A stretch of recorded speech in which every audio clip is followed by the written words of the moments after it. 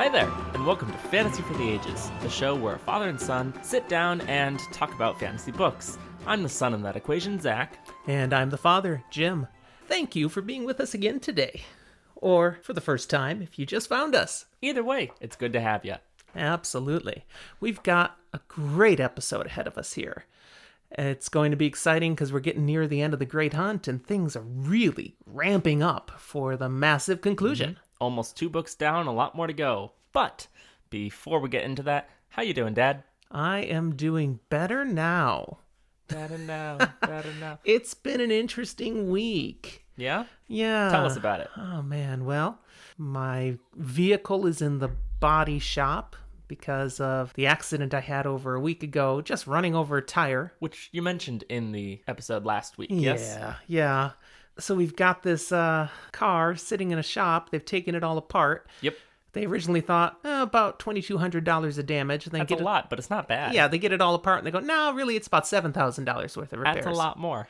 And now the insurance company's like, hey, wait a second. Can we look at that a little closer? And in the meantime, I just sit here without a car. Yay! With no estimate yet of when it will be ready. So that's dandy. But then you throw on top of it, last weekend we talked about we had a heat wave. Yes. It was a pretty massive heat wave. We had 3 straight days of triple digits, which for us in Pacific Northwest is not normal. No, especially when those triple digits are like 115, not 101. The first day of that was really hot. The second day of that broke an all-time record. Did it actually? I figured it might. Yeah, not just for that day, but period. All-time record. And the third day then broke that record, and it was even hotter. Oh, it was nuts. And on that third day, our air conditioning failed. Thankfully, the temperatures got a little more normal, and I am very thankful to note that yesterday, the air conditioner dude got out here and fixed it. So we're okay again, and if it starts to get a little warm during our recording, the air will kick on. Well, that's good. Yes. But that's me. Life is still moving on. Everything's fine. Whine, minor problems. Life goes on. How about you, Zach? Well, I'm okay. I'm going to whine a little bit more about those minor problems because while it was hot, air conditioner broke, you went on a trip. I did. And had business and got out of the house. For 3 of those hot days, I was out at the Oregon coast. The 3 days where it was broken and we didn't have air conditioning, I was still here. And I didn't plan it that way, but dang, that was good planning. I also, as of yesterday, something that's been going on a little bit with my nose, so that I feel totally fine and well, but occasionally I'll sneeze like there's a whole lot of dust and then be like, oh, I should probably blow my nose or something. So if I sound a little funky, that's why. Probably by the end of the weekend, I'll be what head cold. But it's going on. So you just told me you basically maybe have a head cold as we're going to sit trapped in this office for 3 hours. Yep. Children, what you going to do with them, If it helps, if I was going to be contagious / you were going to get it, you probably would have by now already. Except I'd escaped to the coast for most of the week. Yeah, but I didn't have this until, yesterday morning. All right. Let's move on to brighter things. Oh, yeah, alcohol. Yeah, what are you drinking, Zach? Well, I quickly just threw up a Dr. Comfort. I figured it would be... Did you just say you just quickly threw up a Dr. Comfort? Yep. Not in that sense, but yep. Oh, my goodness. Yeah, drink too many of them. That's when you throw up a Dr. Comfort. Well, I figured it would be a little bit comforting right now to drink a Dr. Comfort, so I went for the pun. All right. Well, I am continuing on in my theme of Wheel of Time themed cocktails for our Wheel of Time content episodes. Watt-tails. Watt-tails. Ding! Copyright pending. Rob at Malkier Talks is going to like that one. It's a good one. How has nobody used it yet? He and I are getting together soon to do a collaborative episode just on Watt-tails. Yes. I love it. Just give me credit. And he'll hear this eventually because Rob has started listening to us. Oh, fantastic. Rob, have a Watt-tail. Yeah, he actually just sent a message on our Discord this morning that he had just finished listening to episode 1. Okay, so he started way back at the beginning now. I mean, he checked out other stuff. Oh, goodness. He has to get through going episode to the beginning. 4. But he's literally sitting in a coffee shop, laughing out loud at things we had said. Particularly the one that really got to him was way back. I mean, again, this is many episodes ago. Oh, at We're least just talking 40. about our general love for fiction and all, and I described how I used to read in bed and know when it was time to stop when the book fell on my face. Yeah. Apparently he recognized that has happened. Well, I feel like it's a very relatable thing, especially for book lovers like most of the people who probably listen to this podcast. Right. If you're not a book lover, one, I'm sorry that you don't have that in your life. Yeah. And two, you're probably here because you watched Game of Thrones and thought it was a cool show. And there's more than just TV. And there's more than Game of Thrones, thank goodness. Including A Song of Ice and Fire, which is a level above the TV show of Game of Thrones. But is kind of the same. Yeah, kind of the same. All right. Let's see now. I was talking about the drink. Jack of the Shadows is what I made today. Oh, yes. You hadn't told us what it was called or what it Right, was. this Wattail. And it's yummy, and it's got a little dusky darkness to it. It's made of a couple ounces of black raspberry liqueur, an ounce and a half of Jack Daniels bourbon. That's the Jack of the Shadows, you know. So if that's the Jack, what's the Shadows? Well, that comes from the black raspberry liqueur. It just gives it kind of a cloudy look. Dusky, yeah. And then, you know, just for drinkability, there's also an ounce of sour mix, half an ounce of lemon juice, and half an ounce of simple syrup. So it's tasty, and it's got this dusk. I was kind of going for it to be darker. Yeah, it kind of looks like this, like a peach iced tea kind of thing to me. Yeah, I'm still calling it Jack of the Shadows. But maybe I'll play around with something to get more shadowy at some point. What would you describe the flavor profile as? Raspberry-ish bourbon-y. Okay. With a little tartness from the sour mix. How's that? I'm just thinking one of my go-to ways to kind of like make something darker, if you're in some of that fruity floral notes, throw a little creme de violet. I have none of that in the house. Not currently. Once upon a time we did because I had it. Well, okay. I think we finished That's it. the drink. Picture and recipe is on our Instagram. Check it out. All right, a few other things to note about today. Yes. We've added something to our Discord specifically for people who are journeying with us in Wheel of Time and they are first-time readers. Mm-hmm. So there's a whole category now specifically dedicated to those first-timers where you can post your insights, your questions, your revelations and theories. And the rest of us who are on Discord promise not to spoil any of the content in those episodes, but we will love seeing it. And we do have one of our Discordians who is a first-time reader, and she's been posting stuff for the Eye of the World, and it's awesome. It is so fun to live that vicariously through her again. Now, that being said, as a cautionary tale, I do say if you are a first-time reader, we love seeing your stuff. Please go post in that and, like, interact. It'll be fun. Be careful not to read someone else's reactions to a part later on in a book you're currently reading, because that could be a short-term spoiler on the spoiler-free section. Oops. Well, again, even our regular people are posting, if it's too spoilerish, perhaps, for someone who isn't that far in the book, they're using spoiler tags. Which is fantastic. So Thank you guys very much. You guys are doing an amazing job on Discord, and we love to see it. Yeah, keep it up. Another thing, this was massive this week, and it's not even in my notes here, but Wheel of Time, the Amazon series, finally dropped. Was it actually on Wednesday? It was a Watt Wednesday, It was right? a Watt Wednesday, and they dropped their little intro logo and basically the biggest news coming in 2021. So confirmation that the Wheel of Time series will indeed be this year, before the end of the year, which is great. Yeah, one of our Discord people is here with us today, and he's been doing this, actually, on the Discord. If you have things you want to talk about in those spoiler-free sections of the Discord, you just post them in a later book. So you want to talk things too spoilery about Eye of the World, put it in the Great Hunt channel. My dumb brain hadn't thought that far, but it makes total sense. He's been doing a great job with that. We've been having good conversations, so that's smart. Okay, so woo, happy about Wheel of Time now. I really like the look of that, what they're kind of going with the snake and eating its own tail thing.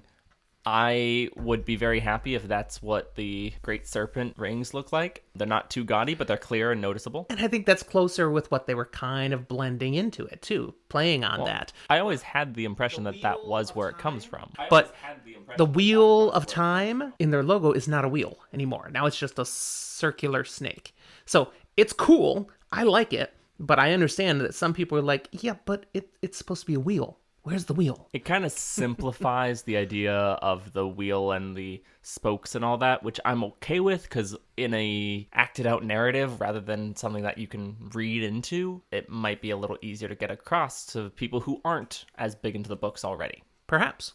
And especially this whole idea of an Ouroboros is already so big within. That was a really big world. word to drop on the podcast. Ouroboros is not that big of a word. Half the people are going to look it up now. It's fine.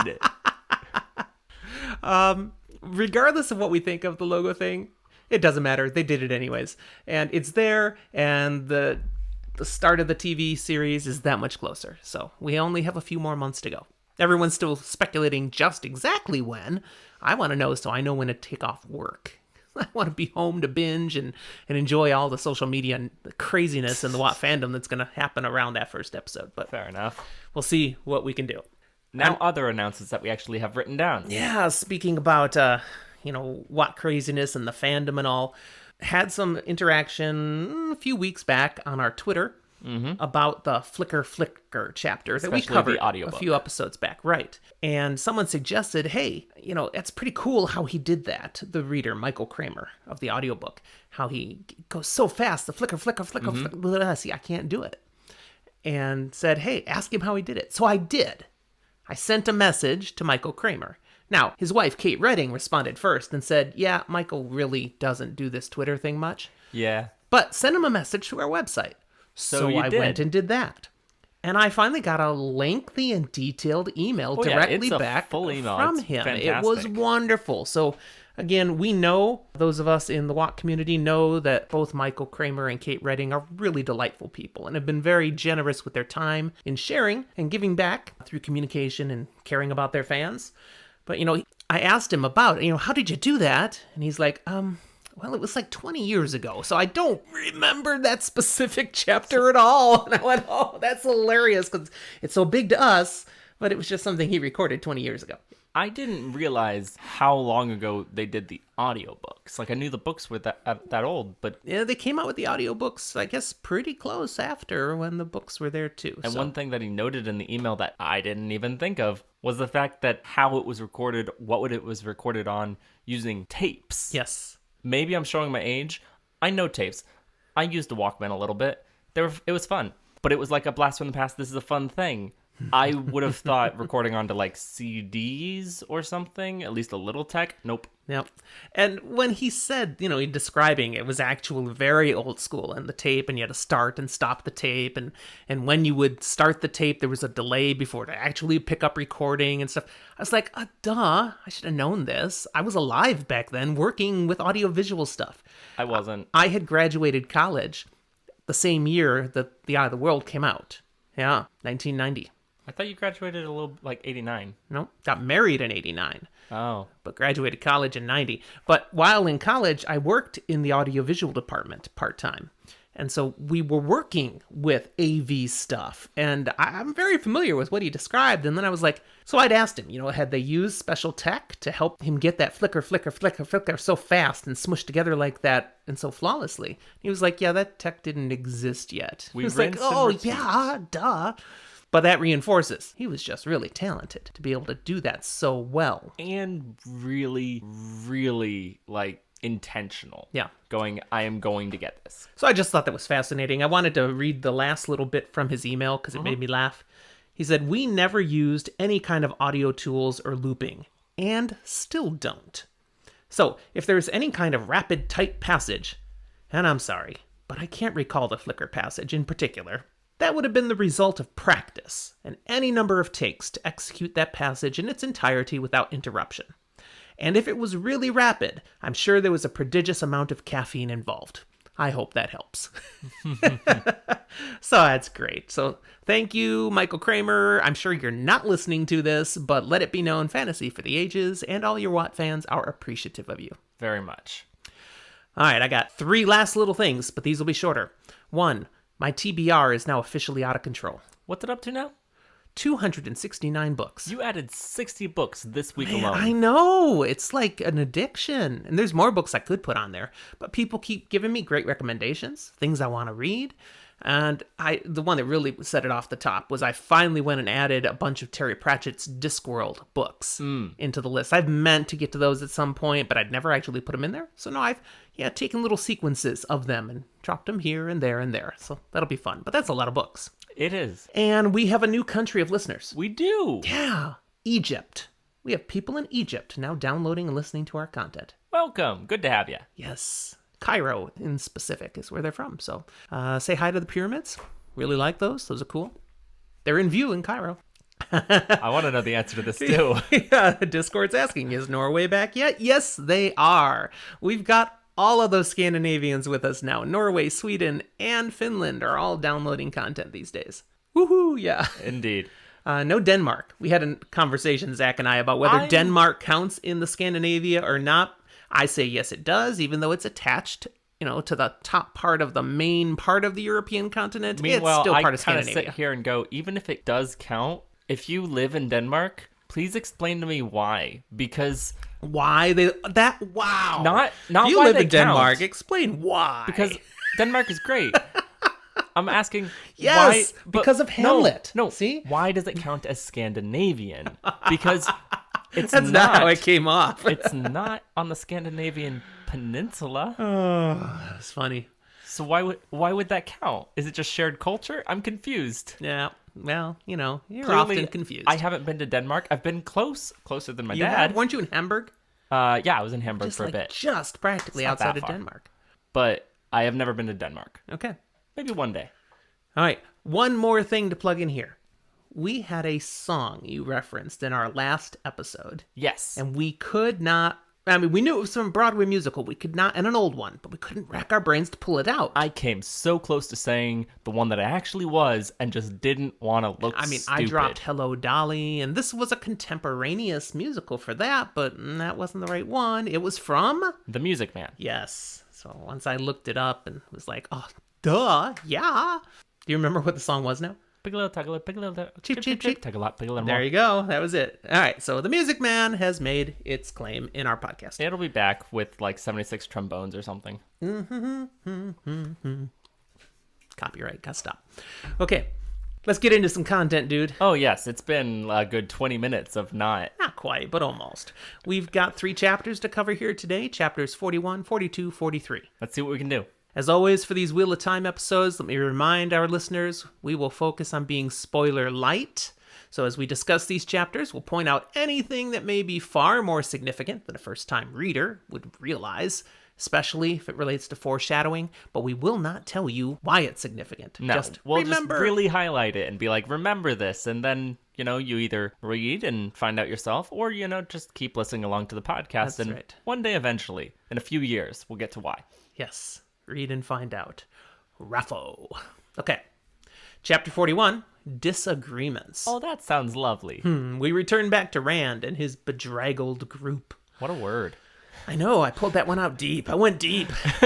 They're working their way across Toman Head through the heavy rains, and that's why they're bedraggled. Sorry, fun fact about that word. Okay. For a lot of years of my life, I read it as bedraggled.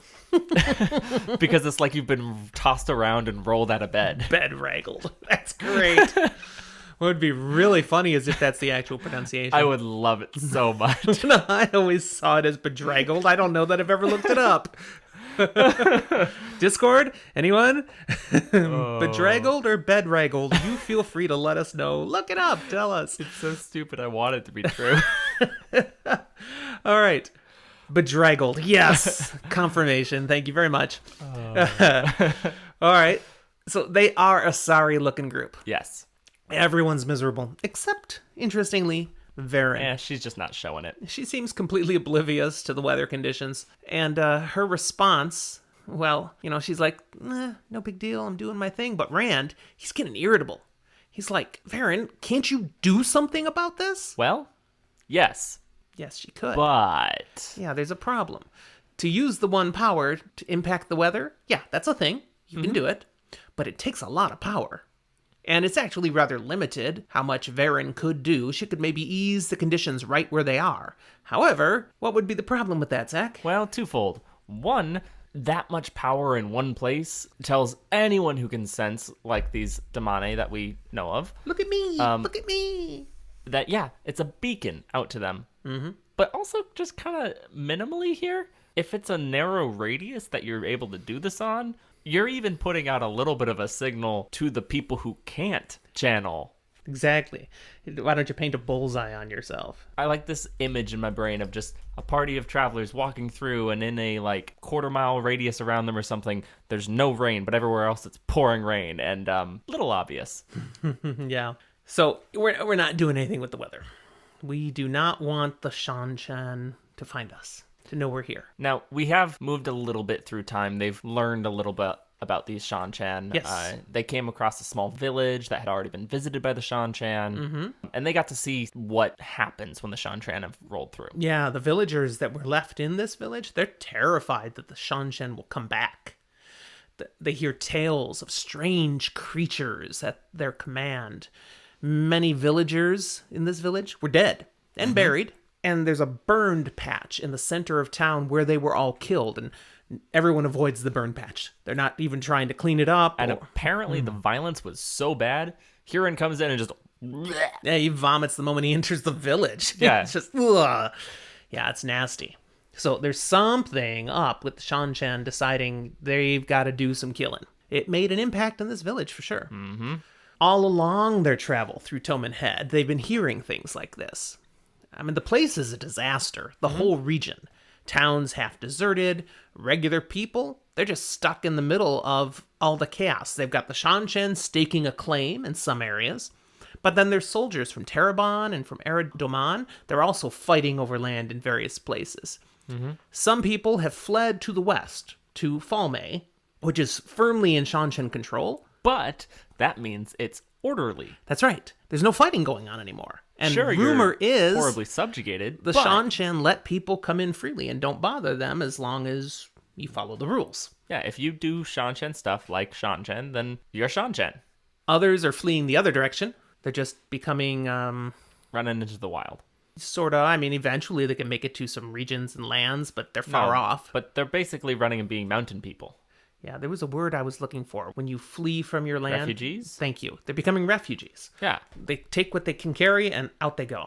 And all this, all this chaos leads the group to wonder, is Fane really here? Why would Pat and Fane come to this place where there's monsters, the Shanshan, the fighting? Why in the world would he bring the Horn of Valir here? Weird aside of clarification. Does it make you a refugee when you have to leave an area or when you take refuge in a new place? Is the fleeing what makes you a refugee or the being put up somewhere else? That's a good word. Good point. I think it's probably when you come somewhere else for safety, you're now a refugee. Because, like you said, they're seeking refuge. Ah. Yeah.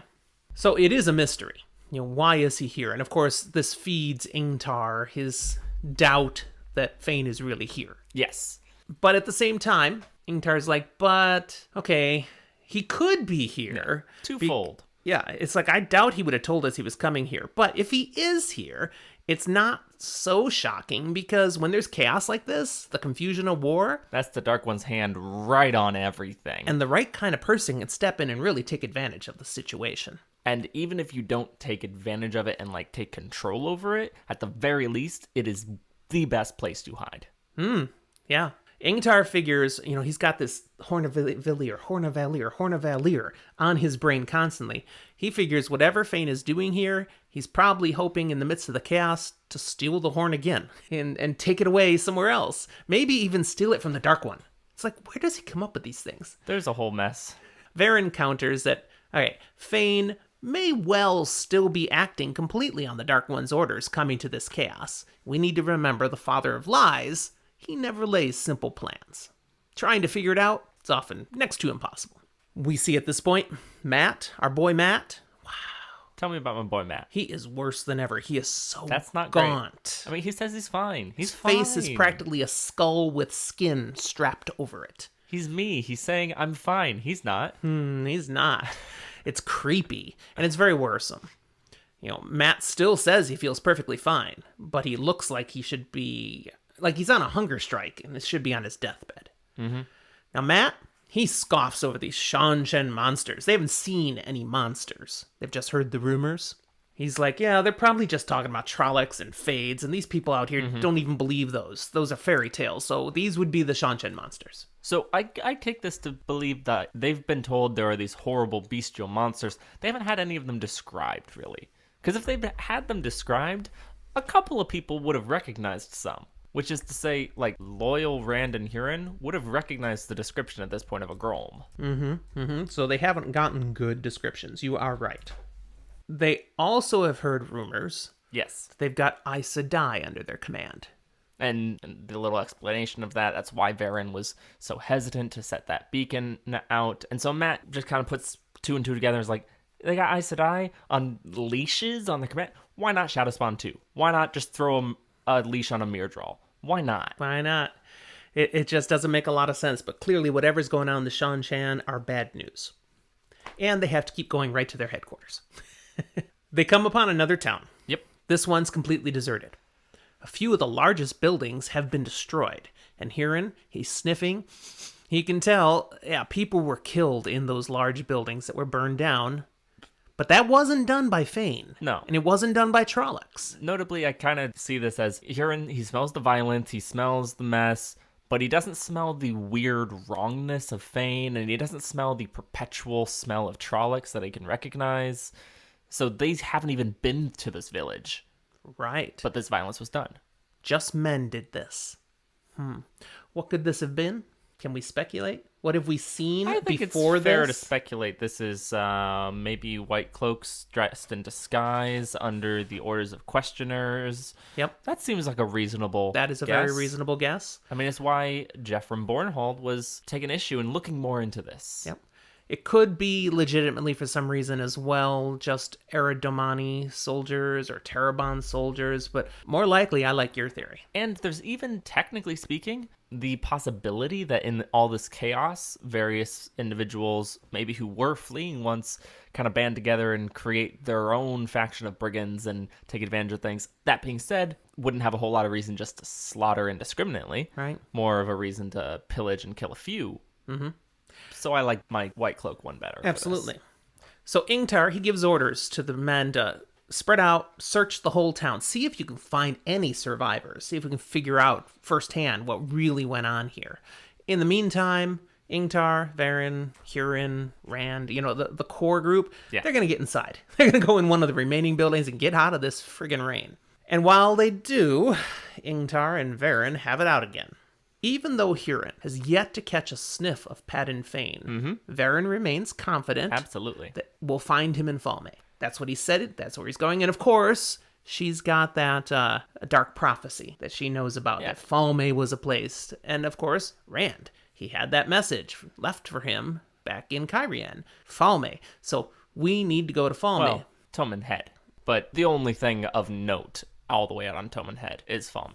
So Ingtar, he's still skeptical. Again, he says even Trollocs wouldn't have been stupid enough to share where they're really going. I'm not just going to take your advice here. I don't think I can just move us on to Falme. We need to find the trail, and they haven't been able to find Fane's trail. And it's an argument over and over. Apparently this has been going on pretty much every day, pretty consistently. Yeah, Varen calls him on it. Okay, fine, you're not going to take my advice. What do you propose to do? And he's got a plan. He says, I think we should have Huron and a small group of people start going zigzag, back and forth, instead of continuing straight to Falme. Go back and forth across the land until he intersects where Fane actually went. Then pick up the trail, and we will follow the trail wherever it leads. In many senses of tactical planning, that is actually smart. Oh, yeah, it makes great sense. That being said, it's probably going to take a really long time to successfully do it unless you're lucky. And you're absolutely right. This will take much longer than just going to Falme. And Rand speaks up saying, no, I'm going to Falme. I am just going there now. I feel the need to get there. I believe Fane is there. My bones, everything in my bones are telling me he's there, and there's no time to waste. We add the message in blood, Varen's dark prophecy, the message that Rand had delivered to him by Barthanas. He's confident. And confident that if he doesn't get there fast enough, Fane is going to believe he's not coming, and then he'll follow through on his threat and go to bye-bye Emond's two Field. rivers. Yeah, the 2 rivers, and scour the place. Scorched Earth. Do a Shire job on it to pull out from a different series. Bookshire, not movie. Right, the movies missed that They just completely. ignored that entirely, but it's the fine. scouring of the Shire from The Return of the King. That's exactly what he has in mind. And it's like, no, I can't let that happen. So he's got to get there fast. They're all like, okay, wow, Rand, you're like just going to go? You're going to skip this? Yes. Dude, hold up. And so Huron's like, Lord Rand, I know I can find the trail. It won't take me that long. Give me the time. And Loyal's like, well, if you go, Rand, of course, I'll want to stay with you, but it's been this long. Surely just a little longer. And Varen's the same thing, we really... a day or 2 more? What difference can it make? When it comes down to it, Varen just kind of eventually does go, all right, well, the most wheel weaves as it will statement you can. Rand's gonna do what he's gonna do. He's Ta'Veren. We're stuck with it. Mm-hmm. And to me, it's a little bit of like a pigeonholing, hey, this is a main character, we're gonna give them the choice, and then we're just gonna follow it. But at the same time, it's a mechanic that Robert Jordan built into this series, so why not use it? Right. She does try one more thing to plant on Rand's mind to say, if you rush on by yourself and then you get captured or even perhaps killed, what good will that do? It's okay. It probably was meant to be if it happens. So before any more thought or decision is made, the soldiers come back from searching the town and nothing was found. People clearly left in a hurry. They took a lot of their things with, but not everything. So again, what they could grab. Ingtar has an idea. He asks Uno, how about clothing? Is there any clothing left? And he's like, well, yeah, some scraps, not the good stuff, but there's some rags. That's okay. That'll do. That'll do, donkey. That'll do. Oh, you beat me to it. So he's going to have Huron and a few others dress like the people in Toman Head do, so to blend in while they start this zigzag search. Yeah. Rather than the, crazy way out east Shannarans showing up. Rand, kind of muttering to himself, says, I just feel pulled to Falme, and there isn't much time. Varen, she questions what he means. I'm pulled to Falme, and he's like, for Fane. It has nothing to do with that Dragon Reborn stuff. And she's like, as you say, Rand. Totally believe you on that. So Rand, okay, fine. We'll figure out what we're going to do. I'm going to go get some rest. He goes upstairs in this building they've taken sheltered in, finds a place to lay down. He does find a room that still has a bed, no sheets or anything, but at least, hey, a mattress. Okay. He lays down, plops his things around. He actually changes first. That's smart. Get out of the wet clothes, put on some fresh dry ones. There's nothing that can be used as a blanket. He has a fleeting moment going, well, my saddlebags, I do have that dragon banner. I suppose that could be... Nah, I'm not going to use it as a blanket. I'm going to keep that where it is. That would be unwise. And then he lays down, kind of tossing and turning, and he can't get to rest. Can't fall asleep. At one point, he turns over again and happens to open his eyes. And what does he see, Zach? There's a certain man that he's seen many, many times in his dreams. Not a nice man. It's Beelzemon, just, chilling. Just hanging out. Yeah, good old Ballsy is standing there beside a chair. It's pretty ballsy of him. Isn't it? And he's got that dragon banner in his hands. He's like looking at it. And it's obvious, Rand can see that Beelzemon has been continuing to heal from the experience at the Eye of the World. He'd seen him once before in this book, and it was obvious he had scars, burn scars, but they were getting better. That's assuming both of these things that he's seen are true reflections of what Beelzemon looks like. But the fact that he's even more healthy now would imply this could be quite accurate, that he's seeing Beelzemon. And this is freaking him out. The chapter basically ends with their conversation. Yep. And it's a rather powerful one, worthy, I thought, of another dramatic reading. Because these are great lines here between them, and it'd be hard to give it justice, just trying to describe them. So we'll be reading dramatically from pages 496 and 497 of the hardcover. I will once again reprise the role of Beelzemon. Oh, great. I'm with Rand. I'm sure I'll drop into my typical evil British accent. Horrible British accent. Zach will once again reprise the role of Rand. I feel like Rand says about the same things he usually does here. The time comes closer, Theron. 1,000 threads draw tight, and soon you will be tied and trapped, set to a course you cannot change. Madness. Death. Before you die, will you once more kill everything you love?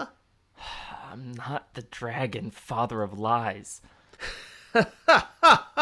You honor me and belittle yourself. I know you too well. I have faced you 1,000 times, 1,000 times 1,000. I know you to your miserable soul, Tel'aran'rhiod Kinslayer. What do you want? I will not serve you. I will not do anything that you want. I will die first. You will die, worm! How many times have you died across the span of the ages, fool? And how much has death availed you? The grave is cold and lonely, save for the worms. The grave is mine. This time, there will be no rebirth for you. This time, the wheel of time will be broken, and the world remade in the image of the shadow. This time, your death will be forever. Which will you choose? Death everlasting, or life eternal, and power? And then there's a couple paragraphs of description as Rand gets frustrated, gets a little aggressive, and pulls power. Power. Power. More power. It's a little concerning. And he chucks it at Balsamon. He tries. Yeah, Balsamon takes a step back, but the flames do not touch him. Yeah. In fact, darkness seems to pop up and suck him in, suck the flames into shadow, and whew, That's fun. it's gone. And Rand, he draws on Saidin even more. Oh, yeah. He's just, as much as he can, he's got to deal with this mess of Baalzamon. It's so much he's starting to hurt. Worth it. Fool! You will destroy yourself! But Rand's just going, well, I can't die yet, right? Main character syndrome, right here. But then he does realize this is getting pretty bad. And so he actually does let go of the power. Poof! It's gone. And he collapses to the ground because he's very overwhelmed. And the conversation continues. That is better, Tel'aran'rhiod. And he was holding the dragon banner in front of him. Mm-hmm. He drops it down again, says, There is your banner, Kinslayer. Much good it will do you. 1,000 strings laid over 1,000 years have drawn you here. 10,000 woven throughout the ages tie you like a sheep for slaughter. The wheel itself holds you prisoner to your fate, age after age. But I can set you free, you cowering cur. I alone in the entire world can teach you how to wield the power. I alone can stop it, killing you before you have a chance to go mad. I alone can stop the madness. You have served me before. Serve me again, Tel'aran'rhiod, or be destroyed forever. My name is Rand al'Thor. And at that point, he's still so cold now from the power being gone and the room getting progressively colder during their confrontation that his shivering forces his eyes to close. And when he opens them again, Ballsy's gone. Everything's back to normal. Yep. Except one thing. Kind of. Yeah. The back of the chair where Balsamon had been holding on, there are finger marks scorched into the wood and little curls of smoke. Mm-hmm. It's a nice rising little up. wood burning artistry. Yeah, It's great. Absolutely. But it emphasizes the fact that this was real. He was here. At least, maybe kind of. End of chapter. So we've got that chapter done. Let's move on to our next one, chapter 42, called Falme. And hey, guess what? We're in Falme. We in Falme? We are. Is Rand in Falme? Not yet. Well, darn. We jump back. Really? That's the best you can do? Well, darn. Well, it's not worth more than that. I was like, that was your perfect opportunity. No, okay, not you're really. saving it for later. That's really not worth it. Oh, okay. You just have to had the be- right cadence, I thought. You have to be judicious in your choice of when to swear. You don't quite know that because you don't do it. That's right, I don't. I'm so awkward swearing. It doesn't sound right coming out of my mouth. No, we jump back to Falme. We're with Nynaeve and Elayne. We had left them The non-captured crew. Right, heading to Falme, following Egwene and Min who had been Captured captured. crew. Okay. We come upon them ducking out of sight in an alley as a Soldam and a Damane go walking along, making sure they don't come too close to them. Mm-hmm. It can be assumed they remain concerned that the Damane or Soldam might be able to sense them due to Nynaeve and Elayne's ability to channel. I mean, clearly, yes, they're trying to stay out of sight, but they're also trying to keep distance to an extent. Yes. They've been here in Falme for weeks now. Nynaeve thinks on how seeing a Damane leashed like that, it just sickens her. It's like seeing a person on a dog chain. You're like a pet, you're leashed. Let's be real. Especially if it's not consensual, that is sickening. Yeah, we're not going to talk about the people who consensually wear a collar and are Not that leashed kind and of podcast? playing with chains. Yeah, not that kind of podcast. But she can't stomach any woman being so chained. Well, maybe except Leandrin. She would love to see Leandrin chained.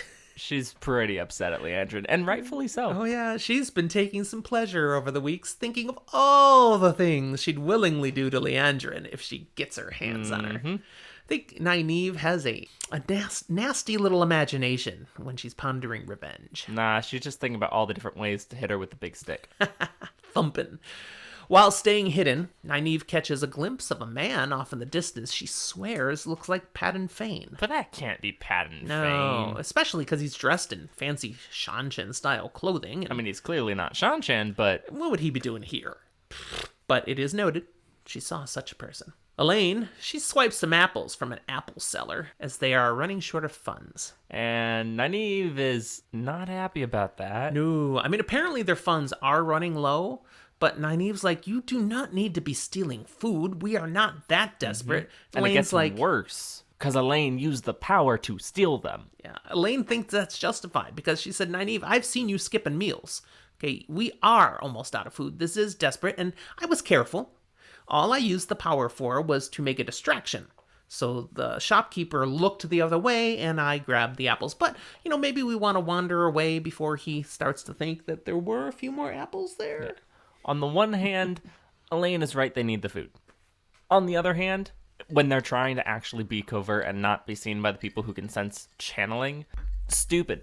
She says, I checked first. I made sure Soldam, Damane, none of them were close enough to sense that tiny little trickle. Everyone who gets caught doing something like that, it's usually because they failed and rolled a nat 1 on their perception check, Elayne. Elayne comments on her lack of understanding why any of these Damane would be helping their captors.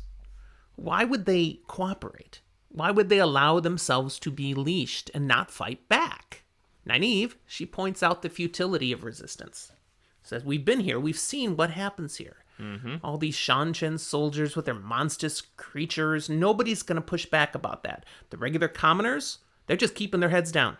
They do not want to get crossways with the Shanshan. And, okay, these Damane, maybe they could fight back, but they seem just totally cowed. Nynaeve has already once tried to free one. And they, this is part of why she's so upset that Elayne tried to do anything with the power while Soldam and Damane were anywhere near. Because what she did is she reached out to a Damane's collar, which is a tiny trickle of power. Yeah, just a little. See if she could sense how to pop it open. And the one who caught her was the Damane, who instantly started screaming and pointing that somebody somewhere near here, someone's doing something to me. Like, how dare she try to take my collar off? Okay, so something's really messed up there. But then they had to hide for the next 3 days while there was a thorough search for some rogue channeler. And they avoided it, obviously, but it shows they can't even count on the Damane to help them free them. They're all trapped. So as they've been through this mess, kind of on cue, a Shanshan patrol comes through, the whole thing. Nynaeve and all the others do the appropriate bow, avert your eyes, all that stuff. Elayne does, reluctantly, and clearly doesn't like it. No. And this just further goes into the idea of Nynaeve being like, Elayne, you gotta let go of all that stuff or you are going to get us caught. Yep. We are going to put collars on our necks. They clearly have different levels of the caution they think is appropriate. And that probably reflects a little bit their age. Nynaeve is a little older than Elayne. Well, and their upbringing some. Nynaeve having to fight for every ounce of respect she ever got, and Elayne being born the daughter heir. Nynaeve has an ominous thought here. This is just internal dialogue for her. They almost got caught the last time she tried to do something with a collar. She's going to need to try it again. Yeah. Because it fits into her plan of, if we're going to free Egwene, we got to know how to get her out of a collar. Gotta figure it out. Right. It's important. Elayne, she's not only disdainful for the Seanchan, but definitely for all the people who refuse to resist. She said, I don't care how scary these people are. I don't care that they have monsters. This is appalling that they just allow the Seanchan to do whatever they want, especially leash women who used to be their neighbors. I want to agree with Elayne, but it's also very frustrating to see her just completely idealist in this. Not allowing people the grace of not wanting everyone to get slaughtered, maybe. The result, though, of recognizing that all these people are so whipped that they're not going to do anything to fight back is that Nynaeve and Elayne are on their own. Yep, they have no help and, in fact, probably have an entire city of enemies. Right? The best they could hope is if they try to do something, all the townsfolk will just not interfere. But they're certainly not going to help. Their time in Falme, it's not accomplished much. Again, they've been here for weeks, but nothing. I mean, they have some information. They think they've found the buildings where maybe the Damane, including Egwene, are kept, but they haven't seen her. Buildings, plural, may, and might. Right. Very Aes Sedai statements. There's rumors about the buildings. These are right near the manor house, that tall building in town where the High Lord Turok has his, headquarters. So right near there. And that's where women seem to be brought that were from villages or get seized on the street. Those get dragged into there, and if they're ever seen again, it's wearing a collar. Right, leashed. And all the locals, they avoid these buildings now. They want nothing to do with this. Now that makes it tricky to keep an eye on the buildings. Yeah, they can't really get close to them. Right, because they'll kind of stick out. No one else is hanging out here. Kind of sus, guys. But they try anyway. They find ways to kind of, maybe hang out somewhere near. And in this particular time, we've got apples. So they have a seat across from the buildings, just having a little snack, chit-chatting with each other, trying to look casual. And as they try and probably fail to look actually casual, we jump over to Egwene. Yep. Egwene is indeed in these buildings. One of them somewhere. She's sitting in her tiny little room, looking out a back window down at the gardens where Soldam are walking Damane, giving them some fresh air and exercise, like taking your dog out for a walk. Harsh. Her reason for watching the gardens, though, is that she can see Rhenna. That's Soldam, who's been her primary trainer. She's out there in the garden talking to another Soldam, and as long as she's out there, she's not going to be up here. Thank goodness. Right. We learn a few things from Egwene's pondering here now. There are many more Soldam than Damane. Other Soldam, therefore, have also worked with Egwene, worn her bracelet, but Rhenna is still in charge, and a good 4 out of 5 times, Rhenna's the one working Egwene. Damane are considered in need of no real comfort, privacy, or possessions. So her door has no lock. Yep. She has just a bed, a washstand, a small table, and 1 chair, and there's really not much room for anything else in this tiny little closet that is her room. Now, similarly, or by contrast, Min actually has a relatively similar room in another nearby house. But she's free to come and go, do whatever she wants, as long as it doesn't break any of the Seanchan rules. Right. She even still gets to carry a belt knife. Yeah. Just like we've seen before. And wear weapons, pants. No big deal. They really, don't care about Min as long as she doesn't break the rules. That's right. We learn that wearing the Adam, or Adam, as you like to say, prevents a Damane from channeling without permission. And if you were to try, it makes you horribly sick. Which is not great. And the more power you channel without permission, the more you get sick. Right. Damane are also powerless to move the bracelet. So Egwene is sitting here alone in the room. No one is guarding her. She's still got the collar on, and the leash connecting to the bracelet is hanging on a peg on the wall. She can't go touch the bracelet, and neither can she walk away past where the bracelet is. It just sits there. Yep. Unmoving. She cannot move it. And she knows she can't move it because Rhenna made her try to move it. Which caused her to double over in cramps and pain horribly. So she taught her that lesson. There have been many such lessons that have involved pain. I like to think if you really were really, really dedicated to it, you could run at full speed and get like a foot or two of movement out of it because it's not like an immovable rod or something. But it would just cause so much pain that you would be on the ground and like unconscious. Well, and we're going to see just a little bit more about that pain coming up here. And how, the movement becomes completely impractical. Because at this point, Min arrives for her weekly visit. Egwene is surprised this time, though, to see Min is wearing a dress. Which goes to show, yes, Min is free, and she was free to wear her pants, but... It turns out the woman who oversees the house where Min is staying got tired of this girl in breeches and jacket and not knowing what to do with her, how to treat her. So she insisted, you need to dress like proper people and wear a dress. So she got her dress and she burned her coat and breeches. It's frustrating and controlling, but Min's just gotta suck it up. Yep. I mean, her choice was to deal with it or to find another place to stay, which would have been further away from Egwene. And that is not what she wants to do. So Yeah. Egwene recalls also seeing her own clothes burned. Damane, have no possessions because they are possessions. All her things were burned right in front of her to drive it home. Mm-hmm. The dress she wears, the few things in her room, even the food she eats are gifts to her from her souldom. But not really things that are gifts for her to have, rather privileges that she maintains so long as she pleases her souldom. That's right. So this is all hers at the pleasure of the souldom and can be taken away. With or without reason. Correct. And it will all be Egwene's fault. Egwene shares now. She is despairing of ever getting away. Turns out Rhenna has been training her very deliberately, stretching her use of the power, getting her to do things and handle more of the power than she had any idea was possible. She wasn't even taught in the White Tower that these things could even be done. And yet, in just these few short weeks, Egwene knows for a fact that she is significantly stronger than she was. She can do more than she could before, and more than she believes the White Tower would have even thought to have her do. Yeah, she has been stretched. Her power has been significantly enhanced through this training. With women, is it forced? Forced. That's the word I was trying to think of. She's been forced to grow beyond what she ever would have done otherwise. And of course, that can be done safely with a collar because they're in control of her. They're not going to burn her out. That's not going to be done. This allows them to push her much farther.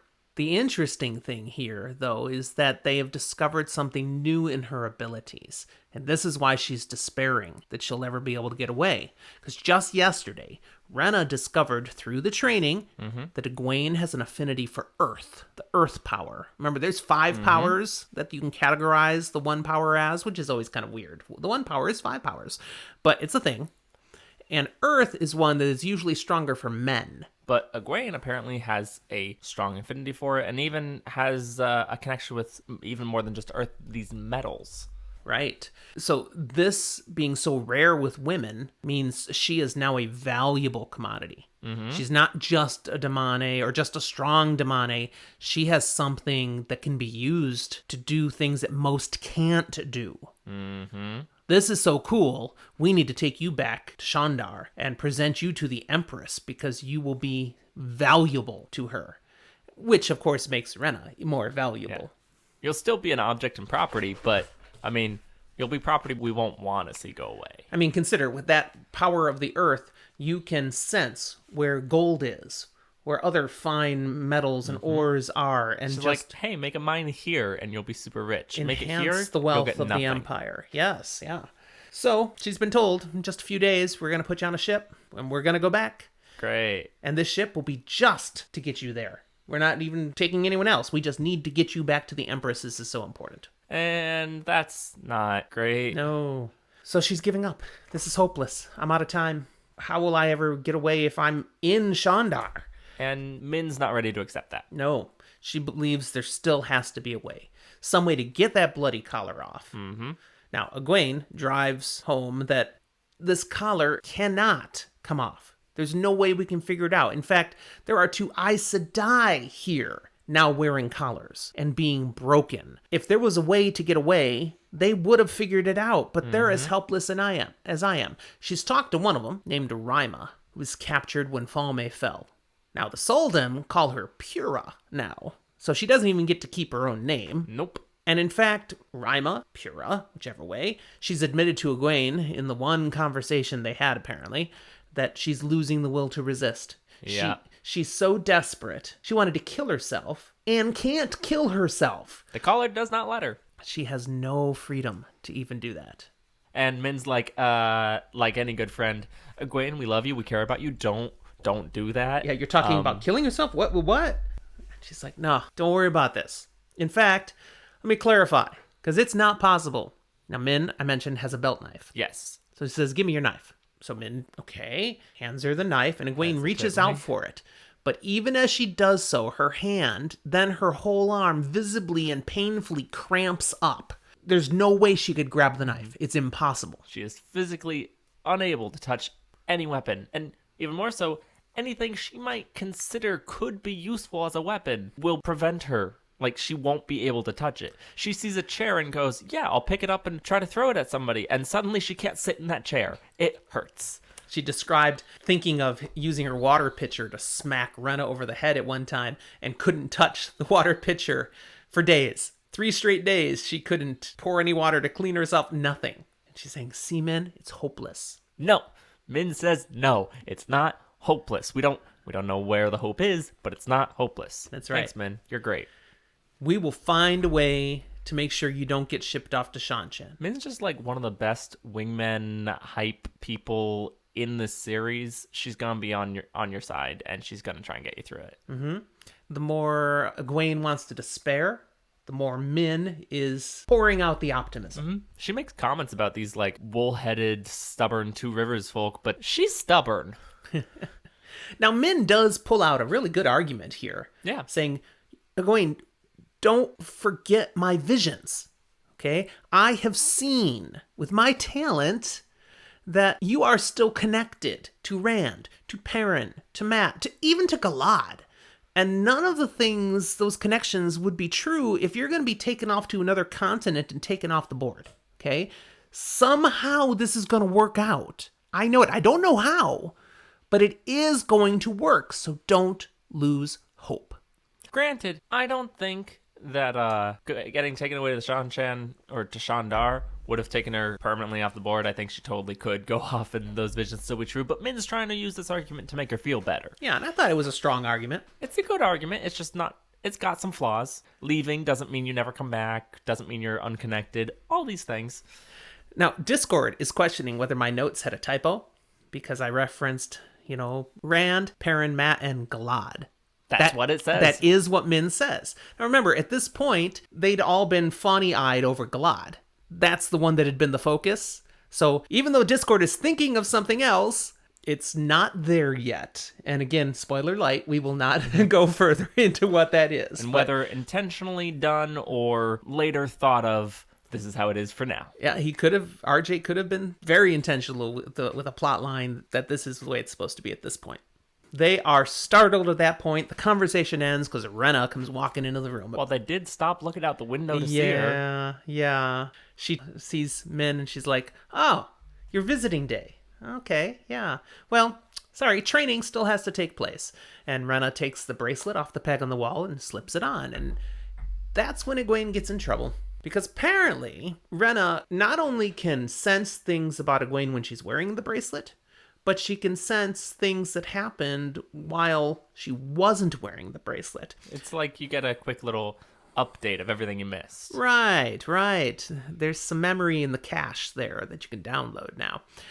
And she realizes that Egwene was channeling without permission. Mm-hmm. Now, we didn't reference it earlier, but it was at the beginning of the chapter, before Min walked in, that she was just the teeniest bit of power at her collar. Because if you remember, channeling without permission with the collar, technically possible, just makes you feel really sick. The more power, the more sick. So if you're willing to bear feeling unwell for a little while, you can channel just a little bit. And it was making her a little queasy, and she stopped when Min walked in the room. But Rena can tell she was doing it. She senses it, and that is forbidden. Yeah, that's a problem. So, consequence, visiting day's over. Min, you're out of here. Egwene, you don't get to be Egwene anymore. Now, you should be known as Thule. Great. She loses her name. And the chapter ends ominously as Rena sits down and says the following to Thule. I must punish you severely for this. We will both be called to the court of the 9 moons. You for what you can do, I as your sole dom and trainer, and I will not allow you to disgrace me in the eyes of the Empress.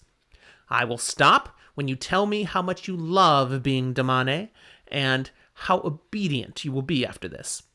And Tuli, make me believe every word. A little bit of foreshadowing here. I'm just going to go out and say I don't think Egwene is going to disgrace Rena in the eyes of the Empress. No, she's Not in the Court of the Nine Moons. End of chapter. Our last chapter for today, chapter 43, is called A Plan, and it picks up immediately. I love it when a plan comes together. Indeed. Picks up immediately here with Min outside the room, having just walked out, and hearing Egwene begin to scream. The punishment has begun. I'm sorry. What? Well, I just laughed because I made the dumbest scream noise. It's torture. It's bad. I shouldn't. Oh, so you don't think she's going, ah? No, I shouldn't be laughing right now. I'm sorry. I'm a horrible person sometimes, and that's okay. I'm not sure what I should do with that comment. I'm a horrible person sometimes, and that's okay. It's like moderately horrible. What can Min do about Egwene's being tortured? Nothing. She basically flees the building. She's crying now over her helplessness to do anything to help Egwene. And as she's walking from the building, trying to wipe the tears from her eyes, luck, or perhaps we might say the pattern, takes a hand. Mm-hmm. Nynaeve and Elayne, who we had left off in front of the building watching it, see Min come out. Oh, hey, man, why are you wearing a dress? Yeah. I mean, they don't, run up and tell her that, but...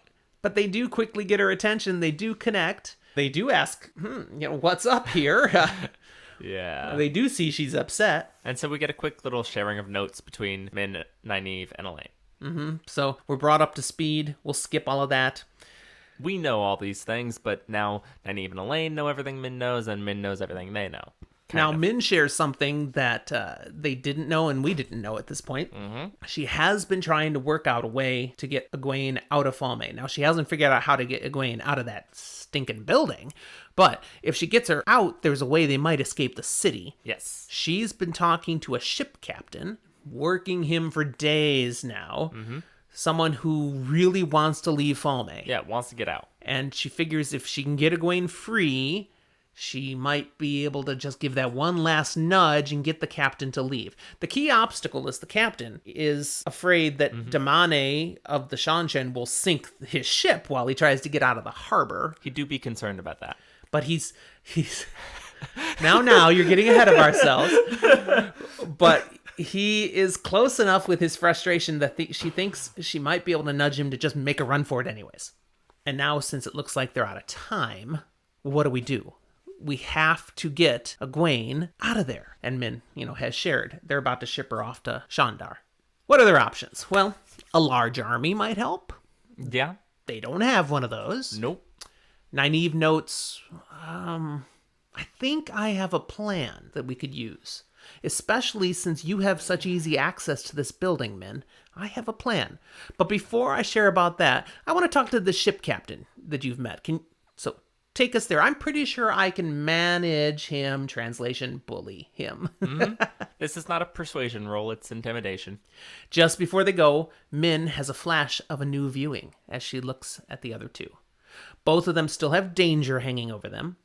But Nynaeve, she has a man's ring of heavy gold as well. Mm-hmm. And Elayne, she has a red-hot iron and an axe. Min is sure the visions mean trouble. Yeah.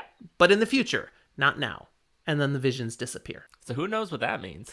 And we are not going to reveal a thing other than to remind everybody when Min has visions, RJ is doing that on purpose. Pay attention and tuck those away. As they walk to the docks, Min is surprised to discover Nynaeve and Elayne. They've been in the city nearly as long as Min and Egwene. As Min rarely wandered far from Egwene and stayed near the Damani buildings, which everybody else avoids, they'd not come across each other. Yeah. Arriving at an inn near the docks where this ship captain often hangs out, Min walks over to him, and now we discover what, Zach? The captain is Bael Doman. The Illianer with the fun accent that Zach likes to play with sometimes. It do be fun to do. The captain of the Sea Spray, who's been stuck in here for many months because the High Lord Turok thought he was fascinating. Someone I can talk to. A collector story. of old things, yes. And, man, he can't wait to get away. Yeah. Is there anything else you could remind us of that we know of Captain Doman? Well, some extra quick things. He had one of the seals to the Dark One's prison on his boat for a while. He initially came west because Dark Friends were trying to do things and capture him, kill him, all this stuff, and got in this whole mess. But go even further back, and he's met more of our core characters. Captain Doman has at this point met Rand, Matt, Tom, now also Min, Nynaeve, Elayne. He's got a lot of connections here. And the High Lord Turok. There's a whole bunch of people who seemingly are important, or at least important to our story, that he just keeps running into. It's almost as if he's being woven into this pattern somehow. Nynaeve notes that she and Elayne would like to join him as well, and should he be ready to sail, they'll want to be on board. We get the response from Doman that, well, yeah, it's just that matter of getting out of the harbor, and I'm more than ready to get away from the Shanjin. Turok in particular, but these Damane, they'll rip my ship to shreds. Yeah. He says, if I can get us out of the harbor, I know we can outrun the Shanchen, because the Sea Spray, shallow draft. We can stay close to shore, well out of range of the ships. You remember when he was first captured, it was because he'd been out in deeper water, and they caught up to him and used Damane to, blow up things and threaten him. If he was heading for the shoals, but he couldn't get there. But get out of the harbor, he's already near shallow stuff. He can duck right in there. And he can go quickly, but the bigger boats can't. So he has a plan. Nynaeve then plays her trump card, shows her serpent ring, allowing Doman to believe she is Aes Sedai. Truthfully, she's just accepted, but hey, they give him a ring at that point, so... She shares there will be 4 of them ready to sail with him, 3 of whom can use the power to fight off the Damane. Yes! That's useful to know. So he just needs to be ready to depart at a moment's notice. That's the deal. Doman remains rather nervous about this plan, having previously witnessed an Aes Sedai taken captive by Damane. He knows they are not all powerful. Regardless, Nynaeve, she's a rock. She's like, no, we can do this. I'm confident. I'm insistent. And Doman's like, yes, ma'am. All right, we'll be ready. She says, anytime within the next 2 to 3 days, we show up, you be ready to go. All right, that's the deal. And the ladies leave Captain Doman as they go puzzle out the rest of the plan to free Egwene. That's the end of the chapter, and that's the end of our regular content for this episode. Fantastic. So, got a couple things left still. Our usual spiel, and then eventually the spoiler room. That's right. So before we go on to any of that, is there anything else from what we talked about today that you want to just comment on? Anything big that jumped out from this content, Zach? Since we're doing spoiler light, want to kind of, like we call out Min's visions because they're important and useful, but I think it's also useful to remember sometimes it's not exactly clear what all of them end up being. So it's important. It'll come back. I can't always tell you which ones will actually come back how. Yeah, it's even fair to say the occasional vision is a red herring. Yeah, so just keep in mind, even if it's highlighted, it might not be as important. We want no hate mail a year and a half from now from someone going, wait, you said this was important and nothing happened. Just saying. We gave you the disclaimer. There are a couple things that don't have payoffs. So, all right. If you've been enjoying our content, please help spread the word and give us a pat on the back by going on to Apple Podcast and give us a rating. Put those 5 stars up there. Maybe even write a review. Honestly, if you take the time to share something like that, it helps our podcast pop up a little higher when people are searching for content they might want to listen to. It's a simple thing, but honestly, just take a moment, click those 5 stars. If you listen somewhere else, Spotify or whatever, in whatever format you do, there's usually a way you can give some rating feedback. So some way, shape, or form. Help us out. We'd really appreciate that. You can also communicate with us directly. We do have an email. We do check it. FantasyForTheAges@gmail.com. Additionally, if you want to hop in just to have some casual conversation or join the ever-growing and fantastic community that we have, you can join our Discord. The links to that will be in the show notes. Yeah, our numbers have been shooting up lately. We got more and more people jumping into those conversations. It's so much fun. We do exist on social media, of course. We're on Twitter, Facebook, Instagram, very active on Twitter. So, Most active. there's things posted every day and lots of conversations happening there. At some point, we might stop mentioning the Facebook one just because Facebook is dying. I have not But remembered to go on Facebook for a few days, I'll admit. We also have a Patreon page, and this is a special opportunity where you can not only interact with us, but you can choose to be part of us. Become a patron. You get to have direct influence on the kind of content we're putting out. You get to participate with us, just like Jordo has here today on Discord, making comments live during our recordings, and that influences the things we talk about then, makes our podcast better. We sometimes drop polls there for ideas of what content we should do next, such as we have an upcoming midweek special on our magic system series, where we'll be covering the magic of Warbreaker, and that came directly from one of our patrons who said, we want Warbreaker. And from that suggestion, I put it next in my TBR and have almost finished it. There are a number of different tiers on Patreon, so you can decide just how much support you want and how many benefits you want to come, because the more you contribute monthly, the more benefits become available to you. But it's even the very bottom one, just $1 a month, allows you to jump into the live recordings, and that's a lot of fun. So if you choose to support us in that way, thank you very much. We appreciate it all the time, and we hope to see you live. And if you aren't supporting us on Patreon, but you listened, we love you too. Definitely. Now, without any further ado, shall we enter the spoiler room? Yeah, and if you just heard the spoiler room sound effect and stuff, and you're still here, but you're a first-time reader, what are you doing? Go away now. We're going to ruin something for you, and you don't want that. Rock, paper, scissors? Yes, here we go.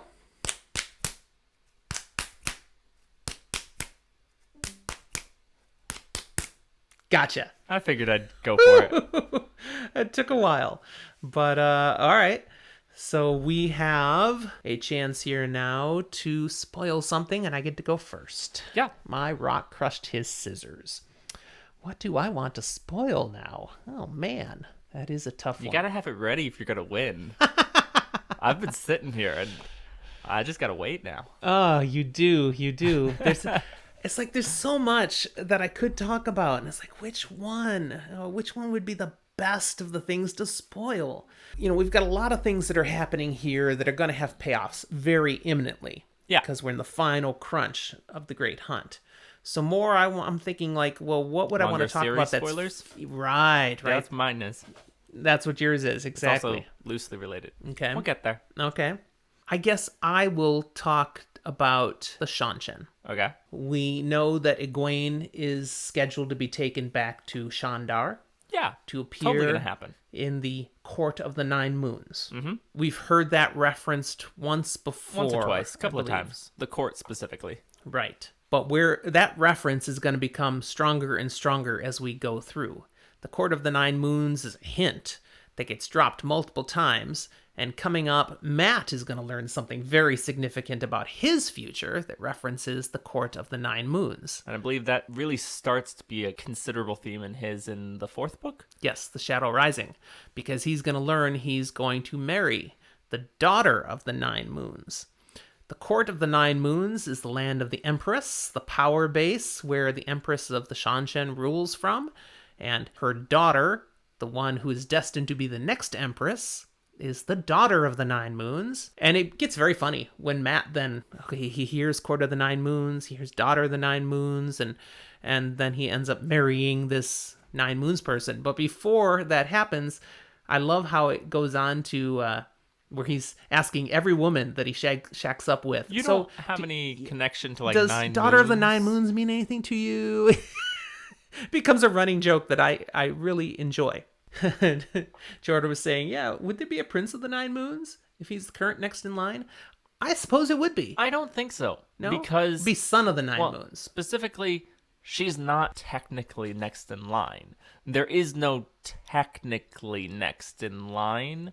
She's most favored. She's the one who's favored and been groomed for this. That's true, because they're all supposed to fight it out. It's not like the daughter heir of Andor. Yeah. But she is the favored one of the Empress. So everybody knows she's intended, but she's got to rise on her own, pull up her bootstraps, to truly get it.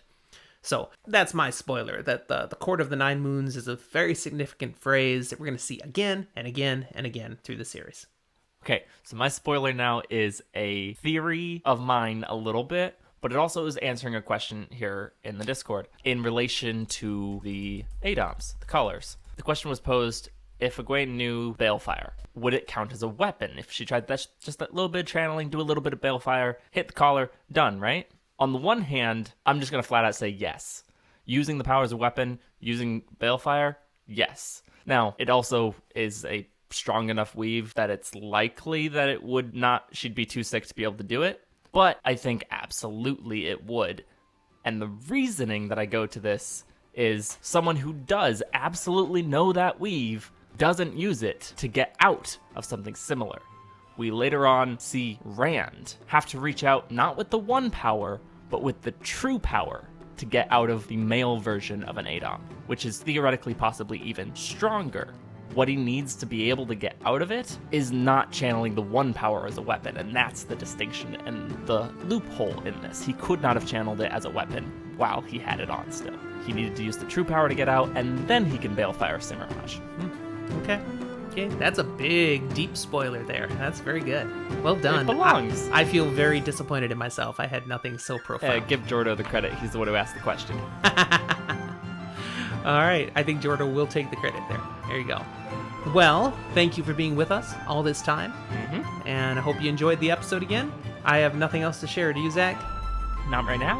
All right, we'll talk to you next time.